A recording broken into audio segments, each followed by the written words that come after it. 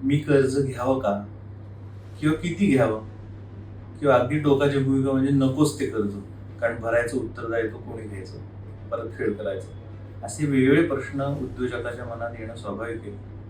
पण एक अधोरेखित करावं लागतं की मला पूर्ण माझ्या भांडवलावर काही धंदा व्यवसाय सुरू करता येईलच असं नक्की नाही.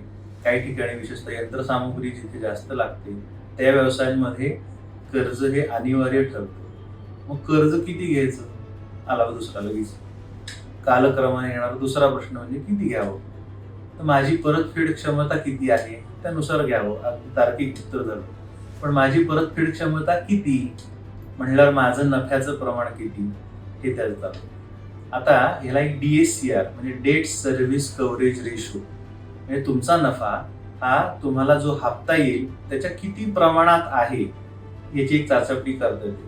ती चाचपणी कशाच्या अर्थी करता येते, तर ती करता येते माझ्या प्रस्तावित उत्पन्न आणि खरेदीच्या अंदाजावरून.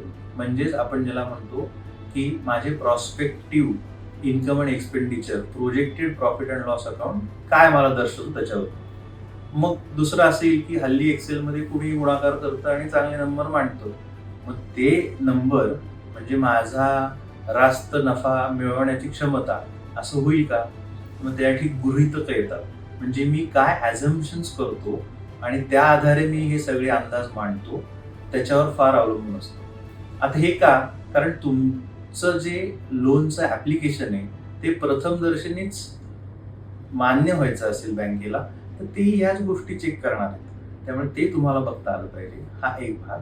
आणि दुसरं म्हणजे माझा सिबिल स्कोअर किती आहे, म्हणजे माझी बाजारातली पत किती आहे हे पण त्यात महत्त्वाचं असतं.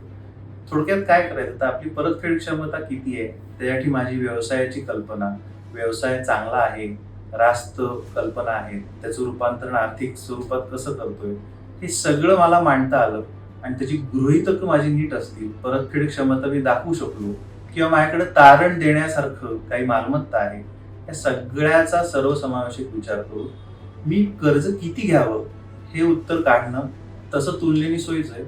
काही लागलं तर सल्लागार आहेतच, पण माझी तयारी कर्जाची घ्यायची असली पाहिजे जर तशी भांडवलाची गरज असेल तर.